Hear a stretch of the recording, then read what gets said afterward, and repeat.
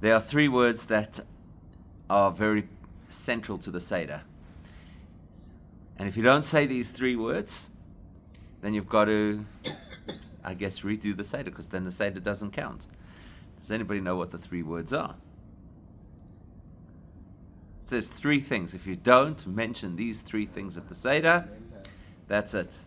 Your Seder is, so to speak, you haven't fulfilled your obligation. Not karpas. Matzah maror. There you go. Matzah, maror, and Pesach. Right? Rabban Gamliel Haya Oimer. Rabban Gamliel used to say, any person who does not mention these three things at the Pesach Seder, lo yatzeh dei chayvasa, has not fulfilled their obligation. And what are they? Pesach, Matzah, Maror. And then we go through explaining what the three things are. So we say Pesach, which refers to the actual lamb, the Pesach sacrifice. We had that for what reason? To remind us of the fact that Hashem skipped over the Jewish homes at the time that he attacked the firstborns. Matzah, why do we have matzah? Because there was no opportunity for the dough of our forefathers to rise, and therefore they landed up having matzahs, so we have matzahs. And maror is to commemorate the fact that the Egyptians embittered our lives, and so that's why we have maror, which is bitter. It's an unpleasant food to have. Okay, that's easy, right? Can we ask you today? Today, do we have the Pesach? The Pesach sacrifice? You don't have the Pesach sacrifice, right? Not only don't you have the Pesach sacrifice, but you're not permitted to have food at the Seder that might be mistaken to represent the Pesach sacrifice. In other words, you cannot have meat that has been cooked on an open flame. What we call roast meat. Basically, the halachic definition of roast is something that is cooked without a liquid. So what we in South Africa, what we'd call a braai. That's what you're not allowed to have at the Pesach Seder. And then many people, in fact this is the tradition, don't have lamb at the Pesach Seder because the original sacrifice was lamb. You don't want to give the impression that you're eating lamb, that you're eating the sacrifice, so you don't have lamb at all. Okay? So Pesach is just something we mention by name. It's not something we actually partake of in any form and fashion. The closest that we get is at the end of the meal, we have an additional portion of matzah, which we call the afikomen, and that's to remind us that the Pesach sacrifice was the last thing that you ate at the Pesach Seder, and you had to eat it together with matzah. So we have afikomen, which reminds us of what was once upon a time a much more enjoyable experience, shall we say, having a nice piece of lamb instead of just this dry piece of matzah. Okay. So that's the first thing on the list, Pesach. The second thing on the list is matzah. Nowadays, when we eat matzah, do we fulfill the mitzvah at the same level they would have fulfilled it back in those days when they had the Pesach sacrifice? In other words, is our mitzvah of matzah the same, greater, or less of a mitzvah than it was at the time where you went to the temple and you slaughtered a lamb and you had the Pesach sacrifice? What would you say? Equal. Why do you say equal? Well, the fact that you remembered after all these years to do the forefathers. Therefore, I say it's greater. So what does the Torah say? What does the Torah say about matzah? Shivas yamim matzahs techenu. That you have to eat matzah for 7 days. And then there's a whole interesting analysis in halacha that actually, without getting into technical, that actually the mitzvah is only to have matzah on the first night of Pesach, which for us outside of Israel is the first 2 nights of Pesach. And then the rest of the week, the mitzvah is to avoid chometz. But if you choose not to eat matzah, great, that's fine. It's not a problem. So the mitzvah to eat matzah at the Pesach Seder is mandated by the Torah. The Torah says you must eat matzahs. And the Torah made that a mandate across the generations. Doesn't matter if there is a temple or there's not a temple. Doesn't matter if you're bringing the Pesach sacrifice or you're not bringing the Pesach sacrifice. Fact of the matter is that you have to eat matzah at the first Seder. Outside of Israel, both Sedarim. What about maror? Would you put maror into that same category, considering that the Torah tells us that when it comes to the Pesach sacrifice, al matzois umerorim toichluhu. That you have to eat the Pesach sacrifice together with matzah and together with bitter herbs. So, eating maror today, would you say that that is the same level of requirement, the same level of mitzvah as eating matzah today, considering that the Torah describes both of them? What would you say? It's an interesting question, right? And you know why it's an interesting question? Because go back and listen to the language that the Torah uses. When it comes to matzah, the Torah uses a very direct instruction that you have to eat matzah. When it comes to maror, the Torah does not say you have to eat bitter herbs. It says when you eat the Pesach sacrifice, then together with matzah and maror, that's how you eat the Pesach sacrifice. In other words, it's implied that what the Torah is telling us is you have to eat maror once you're eating a Pesach sacrifice. It's part of the Pesach sacrifice, together with the Pesach sacrifice. So, nowadays, that we don't have the Beis HaMikdash, and therefore we cannot bring the Pesach sacrifice, then logically that means we are not obligated to eat maror. Because the Torah said that the maror is a condiment. It's an accompaniment to the Pesach sacrifice. So in the absence of a Pesach sacrifice, there's no need to eat maror. So why do we eat maror? We don't eat it for the experience. We don't eat it for the enjoyment. We eat it to So remember. so you're saying that maror then is like the Pesach sacrifice. The Pesach sacrifice, we say, is something we have to remember. And the way that we remember it is we talk about it at the Pesach Seder.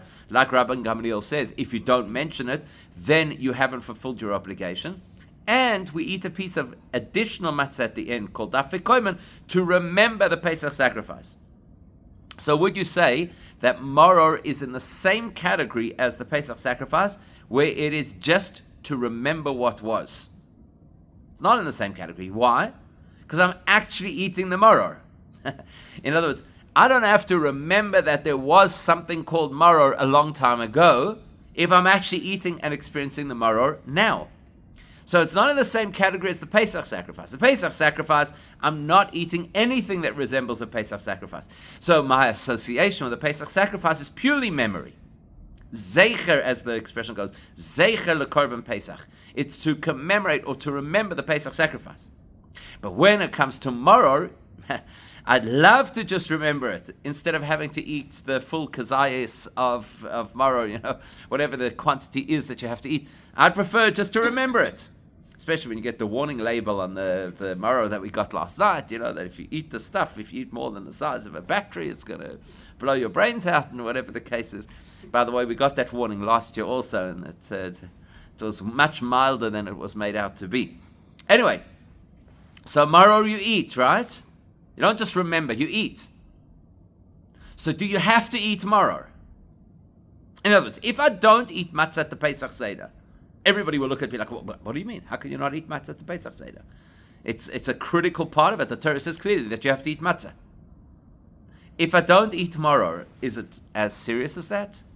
Does it actually say to eat maror? No, that's the point. It does. There's no instruction in the Torah that says, that. thou shalt eat maror. It says, when you eat the Pesach sacrifice, you have to have the maror with it. So it does say have to. With the Pesach sacrifice. When you're eating the Pesach sacrifice. In other words, it's like this. Let's make this contemporary, right? When a person eats sushi, once you're eating sushi, you have wasabi. Right? But if there's no sushi, there's no wasabi. So by the same token, halachically, if there's no Pesach sacrifice, there's no maror, as far as the Torah is concerned. Yet we eat maror without a Pesach sacrifice. Why do we do that? The Torah does not require us to do this. So if the Torah does not require it, why do we do it? Exactly. Because the rabbis decided that we have to eat maror. In other words, nowadays, in the absence of the Pesach sacrifice, maror is a rabbinic requirement. Which then means that Rabban Gamliel's statement that there are three things that are critical to the Pesach Seder is not just three items, but it's three categories that are critical to the Pesach Seder. You ask Ava will often ask us, Hakol Beseder? Right? What does Hakol Beseder mean? Everything okay? Everything all right? Or sometimes a person might use it as a response. You ask them, how's everything going? They say, Hakol Beseder. Everything's okay. So there's a saying, I believe it's attributed to the Friedrich Rebbe, the previous Rebbe, that Hakol, everything that you need to know about Judaism and about life, Bas Seder, is in the Seder. Whatever you need to know, it's all incorporated in the Seder, which would be one of the reasons why the Seder is such a big event in Jewish life. So everything is in the Seder, which means these 3 words, which are so critical to the Seder, the Rabban Gamliel says, without these 3 words, the whole Seder collapses. It must mean that in these 3 words is the whole of what Judaism is about. Because everything's in the Seder, and this is the critical part of the Seder. So everything about Judaism is in these 3 words. And now you see how. Because in these 3 words, we have 3 categories of how a Jewish person lives their Judaism. Category number 1 is represented by matzah. The first category of how we live our Judaism is, you look at what the Torah says. If it is black and white in the scriptures, you do it. That's category 1, matzah. The Torah tells me, eat matzah, so I eat matzah. Category 2, the second experience of Judaism, is D'Rabbanan. Doesn't say it in the Torah. But the rabbis instituted a particular behavior, so I have to follow that behavior because the rabbis instituted it. That's like the moror. That today, the fact that we eat moror today has nothing to do with the Torah's instruction. It is purely because the rabbis instituted moror in our circumstances. Now, let's understand a little better. What do the rabbis do when they introduce these so-called laws or practices? And how is it different to when the Torah gives us a law or practice? So let's think of 1 or 2 examples of things where you see the Torah says one thing and then the rabbis say something else. So here's an example. The Torah tells us that you are not permitted to do melacha on Shabbos. Now, very often people misinterpret that and they think what that means is you're not allowed to do things which are laborious on Shabbos, things which are strenuous on Shabbos. And that's why people think, you know what, it's not such a big deal to flip a switch of electricity. There's no exertion involved. But I'm not going to walk 3 hours to shul because, that would be inappropriate. So the term is melacha. Melacha is a very specific kind of activity. And how do we know what melacha is? Because the Torah tells it to us in the context of building the Mishkan. So from that we realize whatever the classes of work were that they did in order to build the Mishkan, that's what melacha is. That means one of the things they did in the Mishkan is they had to write things, they had to dye things, they had to mark things. So therefore, one of the forms of melacha that the Torah says I'm not allowed to do is I'm not allowed to write 2 letters. That's the minimum requirement. That's as far as the Torah is concerned. So the rabbis come along, and the rabbis say, because of that, you cannot, for example, discuss business on Shabbos. Why? Because if you discuss business, the next thing you know, you're going to pull out the pen and paper, you write a contract. Or here's another example. The rabbis introduce a concept of things that you may not handle on Shabbos. For example, a pen. Why can't you handle a pen on Shabbos? Because once you're handling a pen, what else are you going to do with it? Likelihood is you'll end up writing. So what do the rabbis do? That's one example. What do the rabbis do?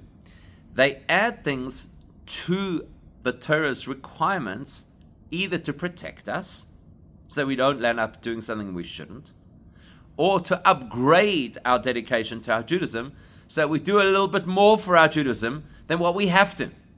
In other words, rabbinic law is essentially the whole concept of going beyond the letter of the law. If a person is just going to live according to the letter of the law, say, what is the requirement in the verse? That's what I'm doing and nothing more. Once the rabbis institute various things, and we then do those things, we're saying Judaism is not just about the letter of the law. Judaism is about dedication. It's about going a little bit beyond. So you now have 2 categories of Jewish experience. You have the category of Jewish experience represented by matzah, which is whatever the Torah says, I'm going to be very religious about it, but not 1 drop more. There's an expression that some of the early sages use, which is, you don't want to be novel birishus haTorah, which means somebody who behaves in a very degrading way, but they excuse it all within the halachic parameters. In other words, the person says, but there's nowhere in the Torah that says that you can't. Have you ever heard people say this? There's nowhere in the Torah that says that you can't. So there are certain behaviors that a person could say, but the Torah doesn't say explicitly that you can't do it. Right? But nobody should do these things. So the idea of what the rabbis institute is not to fall into the trap of behaving in a way that's not a nice way to behave, as saying, because the Torah didn't say otherwise. So that's why they add a lot of detail, a lot of opportunity to do, and a lot of guardrails against doing something which you shouldn't do. So that's the second category. So the first category is what the Torah says. The second category is what the rabbis institute, because that, so to speak, safeguards our Judaism. The third category is represented by the Pesach at our Seders.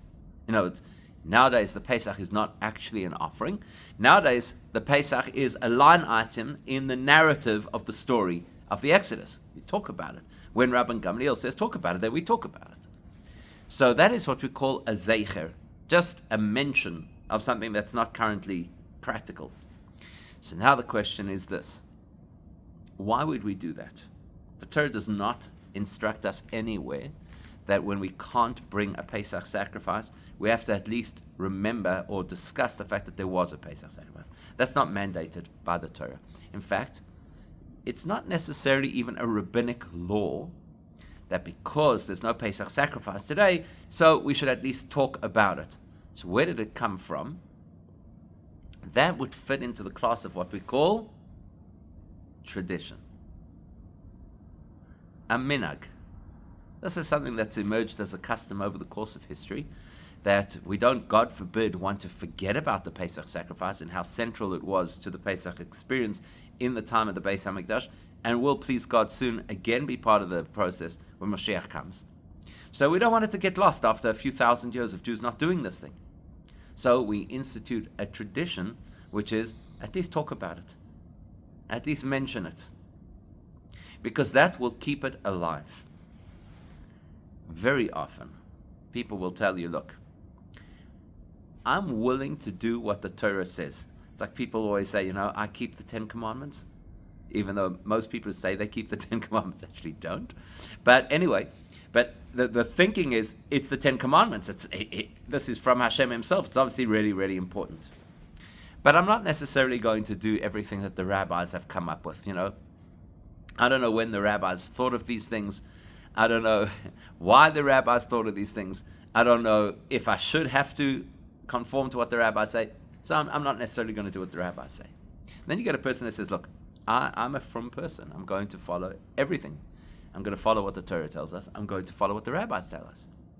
But all these traditions that have emerged over time, all the minhagim, the customs that we do, if it doesn't state it in the Gemara, if it doesn't state it in the Shulchan Aruch, what's the value? It's not important. You could disregard it. So Rabban Gamliel tells us, any person who does not mention all three of these things at the Pesach Seder has not fulfilled their obligation. In other words, if you believe that the Pesach Seder can survive only on what the Torah says, and you could afford to leave out what the rabbis included, your Pesach Seder is not a Pesach Seder. And if you believe that you can adopt what the Torah says and what the rabbis have taught, but you could discard the things which are, quote unquote, just a custom, then your Pesach Seder it's no good. Lo yotze yedeicha v'asai. You have not fulfilled your obligation. And because we have this principle, hakol b'seder, everything is in the Seder, that means that this becomes a template for the whole of Judaism. It's not just about the Seder night. This is how a Jewish person is supposed to think. This is how a Jewish person is supposed to behave. In fact, in most Haggadahs, at the end of the Pesach Seder, there's one line. Chasel Siddur Pesach Kehilchosai. We have now concluded the Pesach Seder according to the requirements of the Pesach Seder. Chabad don't say that line. Right? Why not? I mean, surely by the end of the Seder, you should be feeling quite satisfied, We did this, it was a good Seder. Everybody has their personal Seder rating. how this year's Seder compared to last year's Seder, how the second night compares to the first night. So, by the end of it, you could kind of tick it off and say, listen, we did it, and we did well, and people didn't complain too much, and we ate at a decent time, and nobody really fell asleep, or whatever. So how come in Chabad we don't say this Chasel Seder Pesach? The answer is because the whole approach of Chabad to the Pesach Seder and to Pesach in general is that Pesach is not a process that ends at midnight or whatever time you finish your Seder, but rather Pesach is a launch pad to your whole Judaism going forward. So you're supposed to take the Pesach experience with you into the rest of the year. You're not supposed to leave it at the cup of Elijah. You're supposed to take it, and that should influence how your year is going to be going forward. So therefore, this principle of the three categories, the Torah-mandated part of Judaism, the rabbinically introduced part of Judaism, and the customs and traditions of Judaism, that, as Rabban Gamliel teaches us, are absolutely integral, because if you don't have them, your Pesach Seder is meaningless. That has to be the view that we have of Judaism. And you know what the interesting thing is? Sometimes it is specifically the customs and traditions that don't necessarily have that firm source in the original texts. Sometimes that's actually what keeps a person's Judaism alive, even more than the laws themselves. And if you think about it, the Seder itself, of course, it's a mitzvah on Pesach night. It's a mitzvah in the Torah to tell the story of the Exodus. That's clear. That's a mitzvah mandated by the Torah. But the Seder and the way that we do it contains many traditions. And very often there are people who are more fixated on the traditions themselves than the reading of the story.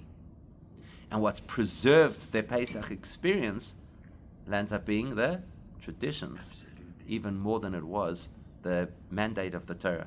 And for that reason, a person should realize you can never underestimate the value of just a custom, because that could be what keeps your Judaism alive, or that's what keeps the memory of Judaism and the enthusiasm of Judaism alive in the next generation. So it's a very, very valuable lesson to take from Pesach. So lekker. Thanks, Rabbi.